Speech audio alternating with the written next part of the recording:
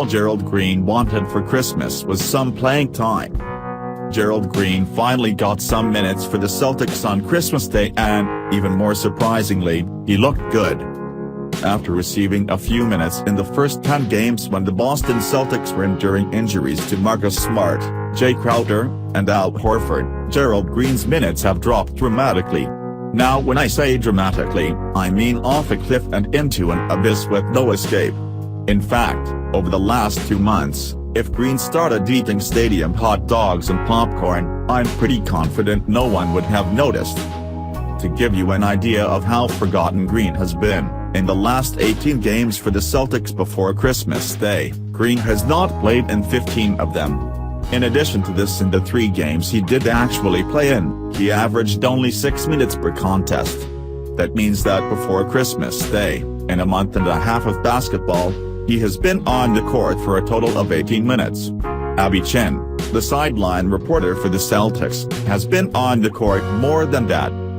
But with the holiday season upon us, Brad Stevens was clearly in the spirit of giving as he put him into the game against the Knicks. Maybe Stevens picked him in Secret Santa and this reminded him that Green still played for him. Whatever the reason, the only thing more surprising than seeing Green on the court was seeing him succeed. Green was excellent on Sunday and really invigorated the second unit, scoring some key baskets. In 12 minutes of playing time he scored 8 points, going 3-6, including 2 3-pointers, grabbed 4 boards and also chipped in with the steal, a block and an assist. Now even though these stats are impressive in limited minutes, they alone do not tell the story. The second unit for the Celtics has struggled to score all season.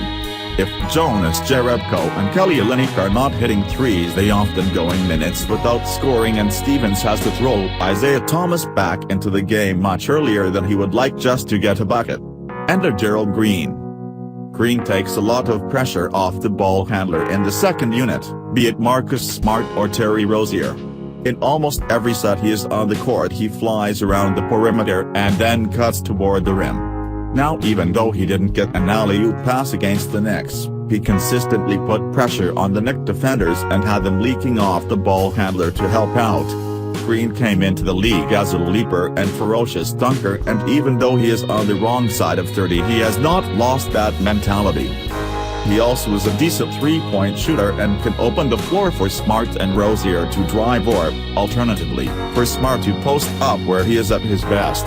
The player he is fighting for playing time with, however, third pick in the draft Jaylen Brown, is inconsistent with his jumper and despite his freakish athleticism is too old to play important minutes for the Celtics. I think many casual fans forget that even though Green has been around the league, playing for 8 teams already in his NBA career, not to mention his time in Russia, that last year he was a real contributor for the Heat. In Miami in 2015. Green played 69 games, starting 14 of them, and also averaged 9 points per game in about 20 minutes. With all this in mind, I wholeheartedly believe that it is in the Celtics' best interest to send Brown back to the D-League and to give his minutes to Green.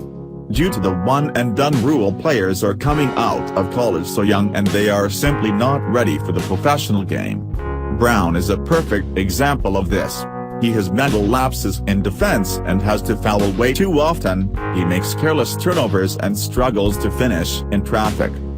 Brown should not be blamed for this, however, as in limited minutes in such a deep team he realizes that if he doesn't shine when he's on the court that he may not get off the bench. For someone so young this is not a good position to be in. He should go down to the D-League, play 30 minutes a game, and when he comes back up possibly later in the year he will be a force to be reckoned with.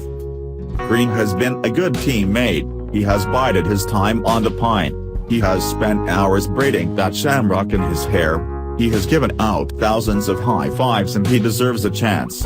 Maybe he will prove that there's a reason why he hasn't stuck with the franchise, but for right now he gives the Celtics the best chance to win, and in an extremely crowded East, every win is precious. By Ty Russell.